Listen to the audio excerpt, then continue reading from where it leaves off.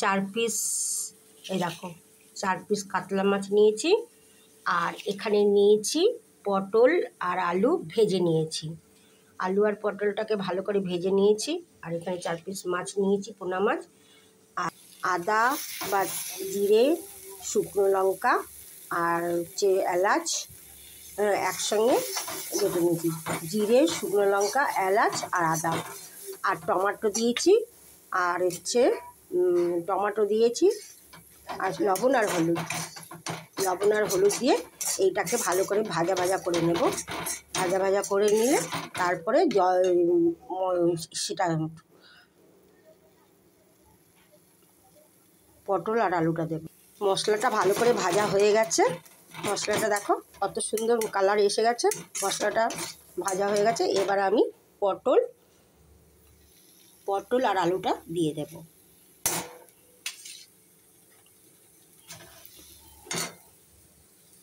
আলু আর পটলটাকে ভালো করে মিক্স করে কষিয়ে নেব একটু। রাখো, দেখেছো? দেখো আলু আর পটলটাকে ভালো করে কষিয়ে নিচ্ছি। প্রথমে তো ভেজে নিয়েছি ভালো করে, আলু আর পটলটাকে ভালো করে ভেজে নিয়েছি। তারপরে মশলাটাকে কষিয়ে নিয়ে এবার এটাকে কষিয়ে নিয়ে তারপরে গরম জল দেবো।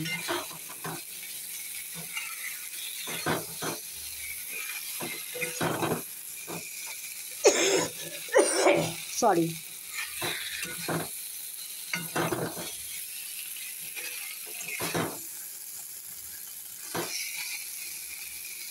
সুন্দর কালার এসছে, দেখো বন্ধুরা কালারটা কত সুন্দর এসছে, দেখেছো?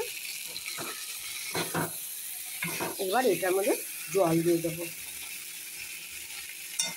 এবার আলু আর পটলটা ভাজা ভাজা হয়ে গেছে, কষানো হয়ে গেছে। এবার জল দিয়ে দিয়েছি, গরম জল। এবার টকবক করে ফোটার 5 মিনিট পরেই এর মাছটা দিয়ে দেব। দেখো বন্ধুরা আলু আর পটল ভালো করে ফুটে গেছে। এবার মাছগুলো দিয়ে দেব।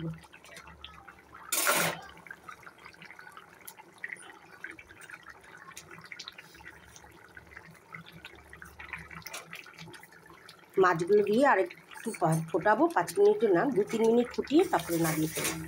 একটু ঢেকে দিচ্ছি, তাহলে ভালো হবে।